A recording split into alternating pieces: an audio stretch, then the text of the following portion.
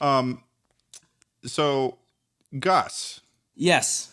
for our audio listeners, by the way, love you to death. Gus has a sort of a whole situation behind him. It's a sparkling purple bonanza. It's glorious.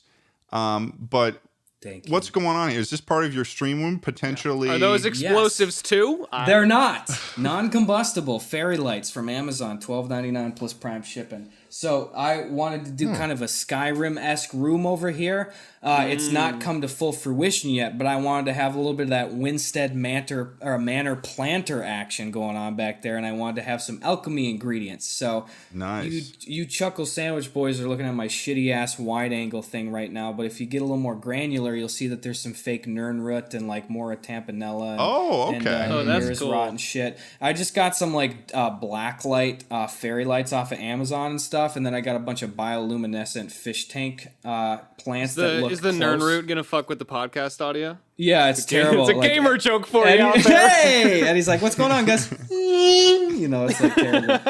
But no, so I got that going on, and then I got the individual unit of a fireplace thing that Sabrina's mom got her, and I was like, "I'm gonna be real with you. This is made out of particle board. This shit fucking sucks. There's missing 3 pilot holes. We're never gonna build it." So I just took the unit out and I put it on that table that I found up There by you a go. dumpster, and hey, Skyrim is the result. Isn't Skyrim older than most of our fans? Yeah, Like, probably. I think it's coming what's up with on the 10 interest years. in Skyrim all of a sudden? Dude, I mean, it's reigniting more than anything. That's been such a cyclical game for me where it's like at least every 6 months I will just get lost in that for minimum a week, you know? It just hit at the right time for me. I didn't have a console when I was a kid, and then when I was in high school, I won a PS3 out of one of those stacker arcade machines, and Really? so I finally What? You Yeah, won dude. one of those? You got a fucking PS3 from It's- Stacker? It's Dude. possible? I've won the grand prize on Stacker 4 times now, I believe. Oh, fuck. So, dude, I remember when we were in LA. Oh, wait, Oh my we God, went to the, shit, yeah, we we went to watched the you- fucking Dave and Buster's and we Yeah. watched Gus just do the Stacker machine. And he killed it too. That's it. You can get to the end 70% of the time, truthfully, like if you just learn the game, and it really just is It's like putting it to the right, right? exact. Well, it's actually a little bit like center left is kind of beneficial, because that way you don't want to rely on the corner. People try to do it. They think that they have double the time if they get it in a corner slot, but it's prone to missing more. Whereas it's kind of left to center, then at least you can have it left to center, right to center. It gives you more time on the comeback to truthfully time it and like gauge the trajectory of it. Right. But really, it's like it's a simple game in effect, but each individual stacker machine is programmed to only pay out the top prize if there's like, you know, base price plus X% of whatever the most expensive prize is in there, and you can set Right. that as the fucking arcade owner or whatever. So I encourage you at home, if you see a stacker machine with cheaper grand prizes in there, put $5 in, roll the fucking dice, gamble it up, you know? I encourage that. There's a high chance that you win it. So anyway, I won one of those things because you can get to the top grand prize thing almost every single time, and it's just a matter, like, you can literally see the bullshit in front of your very eyes of like, Yeah. I definitely stopped It just skipped. yeah, exactly. So you can do that, but I won one in high school, and I got a PS3, and it came with Assassin's Creed 3, and I got BioShock and Skyrim. And that was like, so I went from having nothing to like Wow. Having 3 it all. mega games right there. Yeah. So I Holy just, crap. you know, it's if you had one game, wouldn't you love that game to death? You know, I'd like that was one of my first Yeah, games. no, that- and so I Especially just if you're growing up with that.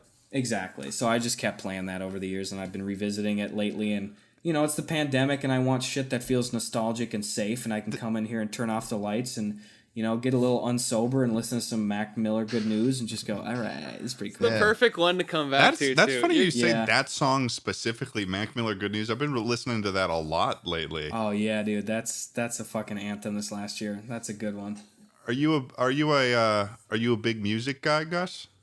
I love music. Yeah, there's my Yeah? piano over there. We did some research, Gus. Turns out you open We got the Spotify facts. sometimes, you know? Yeah. okay. What do you think of Wicca Phase Springs Eternal? Damn, you're just fucking vying for Sean Evans' job, aren't you, dude? Trying to get in some fucking chuckle sandwich compilation times Ted Schlatt, Charlie stumped the guest with good question. Tell us about it. Yeah, Hey, we have to know. We have to know. I love me some Wicca Phase Springs Eternal. Fucking Wicca Phase Task Force. Let's go. Gotta have me some Just One Thing. And then, of course, one of the greatest anthems ever, Absolute in Doubt with Wicca and Peep. What a blending of their styles to hit you with a fucking powerhouse song. What type of like music is that? Like, what is that? What's the sound that is behind that sort of stuff? Man, it's kind of like SoundCloud Zan grunge trap. I don't know. Yeah. Yes. Of course. Put on the Zan grunge trap. And you're a big fan of that, like sort of trap sound, like Lil Peep and stuff like that. And I mean, I got Lil Peep lighters and fucking LPs everywhere. I don't know. I love Lil Peep, and I found a bunch of cool artists as offshoots of him. So that's been pretty fucking big for me in the last 3 years. Yeah. I probably haven't had a little peep in like 5 years. You get in there again. Easter's coming up, Charlie. Yeah, so exactly. That's true. That's true. Exactly. Hey, is this episode coming out on Easter Sunday? Oh my God. Is it? Gus Or the is day risen. before. Hallelujah. Let's go. I think it's the day Hallelujah. before. But go to church tomorrow, Christians. The Pope is right You behind have to. Schlatt right now. For our audio listeners, love you to death, and he is staring him down right now. It's actually We've law. hidden 7 eggs in this podcast. Christians have to go to church on Easter or they go to hell. That's true. You only have to go twice a year, Easter and Christmas. You can do that. No. You don't even have to go Christmas. Oh, that's easy. You can have do to that. go Easter once a year. Because that's when he was or it's reborn. hell. Yeah. So if they're listening to this podcast, they're already halfway there. You gotta go. You gotta go.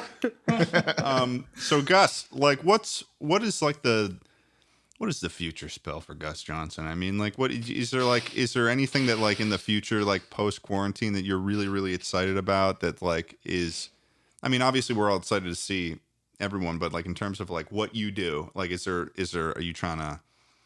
I mean, what's Anything next, big man? in the pipeline? Yeah. Yeah, man. Well, I'm beyond the stuff that I've kind of maintained or initiated this last year online. I am hopefully within the next couple months moving into more of a formal pitch process with a television show that I'd love to find a home for. I have made a couple of cool partnerships with people I can't say yet, and I hate when people do that. So you can call me a douchebag in the comments. I can't really say. I'll tell you off podcast. But I've made some cool connections. I'm trying to get some more traditional media stuff going in the terms of like a screenplay I'm trying to shop around, and then perhaps, hopefully, try to get some more formal acting gigs places if I could do that on the side. And it's nice to not have to rely on that, so I can be more Gus. selective. But what's up? I might have something for you in terms of that in the future.